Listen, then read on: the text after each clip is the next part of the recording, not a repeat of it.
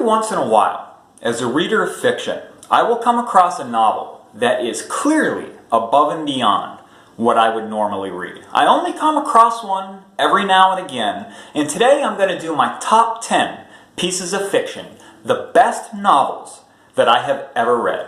I'm going to start it off with John Grisham's A Time to Kill. This is a legal thriller. I don't really usually read legal thrillers, but I absolutely loved this one. It's one of the best books I've ever read. In this one, a man named Carl's daughter is molested by two men.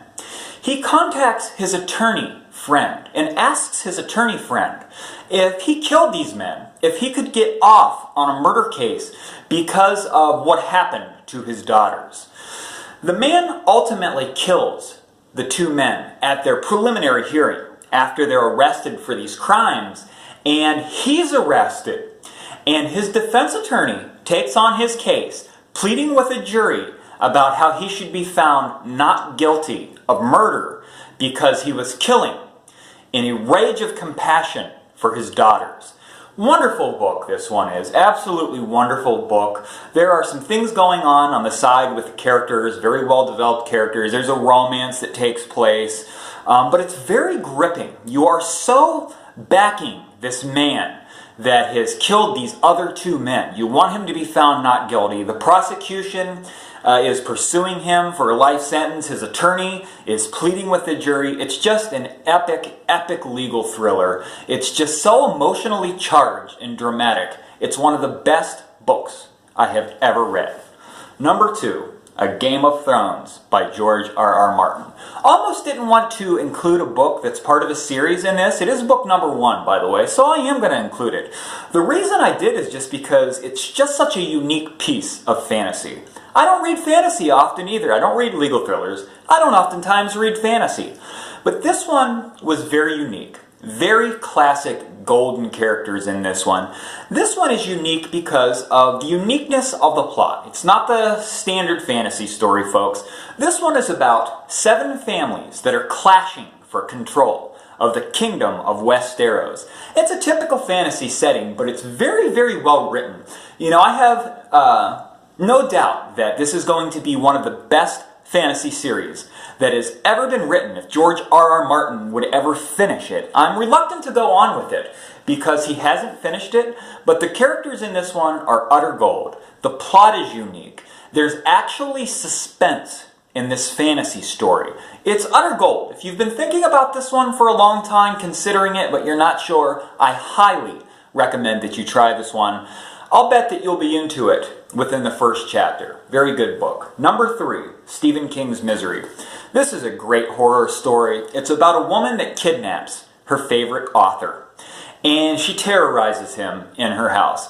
This man goes through a literal nightmare being trapped in Annie Wilkes' house. Paul Sheldon is the acclaimed novelist in this one. He's kidnapped. This woman kidnaps him and forces him to write books for her. She wants another installment in her favorite series, and she's going to get it.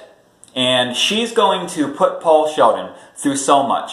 This one is so good because of the level of suspense that takes place within the limited setting and limited characters. 90% of the novel take place in a bedroom where this woman is terrorizing her favorite author.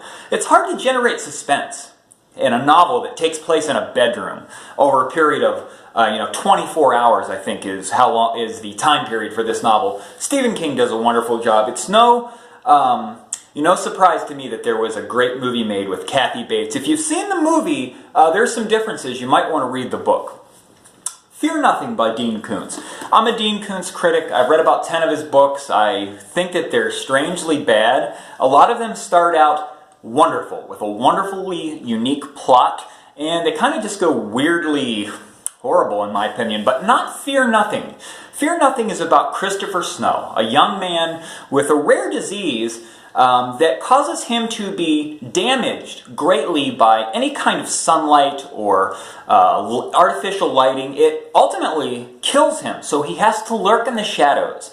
There's a mysterious abandoned military base in this one, and a monkey, some roost monkeys escape from there. It's supposed to be abandoned, but some monkeys escape, and they're strangely intelligent. They're almost humanely intelligent, if you will, and the government gets them back.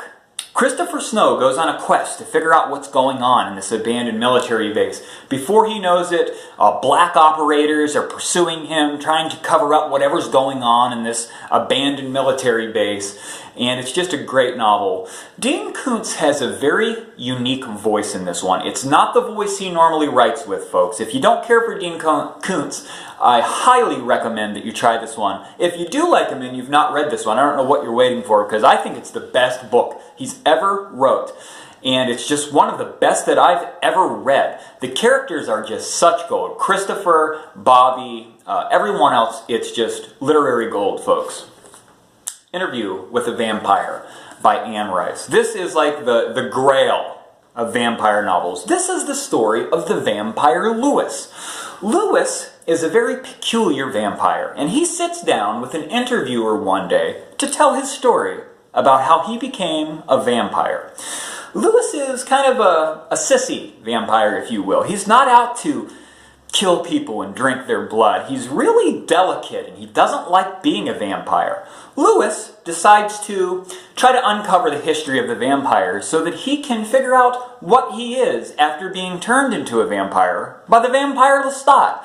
And it's just the first book in an epic, folks. Here's another one from a series, book one that I included. It's so great. You know, this is the book that Anne Rice wrote and her career blew up. And it's just such a great book. Lestat is a brilliantly insane vampire in this one. He's the best character in the book. I love Lewis as well, though. Claudia is a great character in this one. A young woman who happens to hate Lestat because he turned her into a vampire, preventing her from aging, and now she's stuck for all eternity as a little girl with adult thoughts. You know, this is a very mature book. I think it might have been Anne Rice's first, but it seems like such a mature piece of fiction. Brilliant. The Davinci Code by Dan Brown. This is a very, very good book. I absolutely love this one. This one is so complex that it's almost hard for me to describe to you what is happening in this book. In this one, it starts out with a murder scene, a very unique murder scene. Leonardo da Vinci painted a very famous painting, the Vitruvian Man, the guy with his arms out, and you can see the anatomy is what that painting was about, the anatomy of the male human body. There's a man been murdered, and he's laid in that Vitruvian Man position on the floor of the Louvre Museum. I probably said that wrong, but a very famous museum. He also has a mathematical puzzle beside his body and a pentagram painted on his chest in his own blood. The police can't figure out what's going on with this, so they contact famous symbologist Robert Langdon, one of the greatest fictional characters in my opinion, to help them figure out what's going on with this strange mathematical puzzle and to help them solve the murder. Before you know it, folks, people are on the hunt for the Holy Grail. They're trying to decode Leonardo da Vinci's paintings to try to figure out where this Grail might be and if Jesus had a bloodline. A lot of controversy over this one amongst primarily the Catholic Church, I think, and I can understand why. But this is just a piece of fiction, folks. It's my favorite novel in and of itself, probably due to the amount of suspense in this book. I just can't recommend it enough. It's like the book that I would recommend to you. If you asked me what's the most suspenseful book I could ever read, I would say go for the Da Vinci Code. So much religious mysticism and all this stuff. You're just wanting to know what happens. I literally caught myself up in bed, bug-eyed, trying to fight sleep to figure out what happened in that book. I read it in 2 days. I couldn't finish it in one sitting, but I certainly tried. I'm going to go on with the next one, my 7th selection here, Along Came a Spider by James Patterson. This is the first Alex Cross novel. Alex Cross is introduced. We're chasing after a very, very intelligently insane psychopath in this one, Mr. Gary Sanji. He is utterly brilliant for a psychopath, and he's what makes the novel. Cross is a great character, but Sanji makes the novel in this one. In the beginning, Sanji is a mathematics teacher, and he's teaching like elementary school, and he kidnaps 2 children that are children of celebrities, launching the case into the media. And he kills them, and Alex Cross is called in to pursue this man. They need a great detective, and Sanji goes on a warpath while he's being pursued by Cross. This is just such a suspenseful book. One of the most suspenseful I've ever read. Sanji makes it in this one. He's my favorite criminal sociopath in any book that I've ever read. Along Came a Spider. You must read it. I'm going to go on with number 8. Pick number 8, Fear and Loathing in Las Vegas by Hunter Thompson. This is gonzo fiction. If you're not sure what gonzo fiction is, it's a highly dramatized true account. In this one, a writer is going to a motorcycle race in Las Vegas with his interestingly unique attorney, and they're on drugs. Heavily on drugs. This is such a funny book. I caught myself laughing aloud. You know, you really got to do something special as an author to get me to laugh out loud several times while I'm reading a book. And Hunter Thompson definitely accomplished that in this. This is the adventure of the attorney and the writer there in Las Vegas. They're all messed up on drugs. And the plot is just literary gold again. I've got to use that term twice in this video. Once for Dean Koontz, once for Hunter Thompson. And what's really interesting about this one is that it's kind of a true account. Hunter Thompson really did go to Las Vegas with his attorney, and they had a kind of watered down version of this story. He blows it out of proportion in this piece of fiction. It is gold. The Mists of Avalon, number 9. This is an Arthurian tale. This is an Arthurian tale, King Arthur, from the feminine perspective. This one is through the eyes of Morgaine, the Lady of the Lake. This book takes place over multiple generations, making it an epic.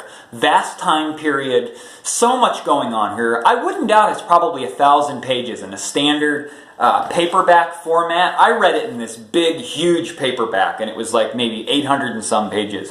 But it's a King Arthur tale, and it's very, very good. This one's about the Christians versus, what do you call it, the other people. I can't remember what they called themselves, but it's about Christianity taking over the land, the Lady of the Lake, and the people, the magicians of the lake, kind of trying to influence Arthur into being, non-partial. They don't want him to go all the way with the Christianity. They want him to be fair to everyone. And it's just an epic that plays out in this book. It's the only book that I've ever read in and of itself that I considered epic. It's that good. The only Arthurian tale that I've ever read, and it's inspired me to read some more. I'm going to read the original very soon. Finally, I'm going to finish this list out with The Old Man and the Sea. This is by Ernest Hemmingway. It's a classic. This one is a very simple plot, and it's a fairly short novel. It's well over 100 pages. I'm not sure if it's 200. In this one, an old man is a fisherman by trade. He's a professional fisherman. He fishes for marlins and sells the meat. He's taken on a young apprentice, a little boy, and the fisherman is in a slump. He hasn't caught a fish for 84 days. And the little boy's parents are telling him to find a different apprentice because the old man can't catch fish anymore. He's done. He's washed up. One day, the old man goes out in his boat and he hooks the biggest darn marlin that anyone around has ever seen. And it's a battle with this fish, and he's trying to get it into shore, and the fish is dragging him all over the ocean. And the plot might sound maybe non-impressive by what I've described here, but you really have to read it to understand how good this novel really is. Hemingway philosophizes about life in this book, and it's really gripping. The characters are just very heartfelt and genuine. You can feel the old man's pain and despair, and it's just so great. It's really hard for me to describe how well this one or why it's so good, but I'm very much so recommending The Old Man and the Sea. You've got to go on this adventure with this old guy to catch this epic fish. Kind of reminds me almost in a way of Moby Dick, but a way better piece of fiction than that one, in my opinion. Those are my top 10, folks. Top 10 pieces of fiction that I've ever read. I recommend every one of them.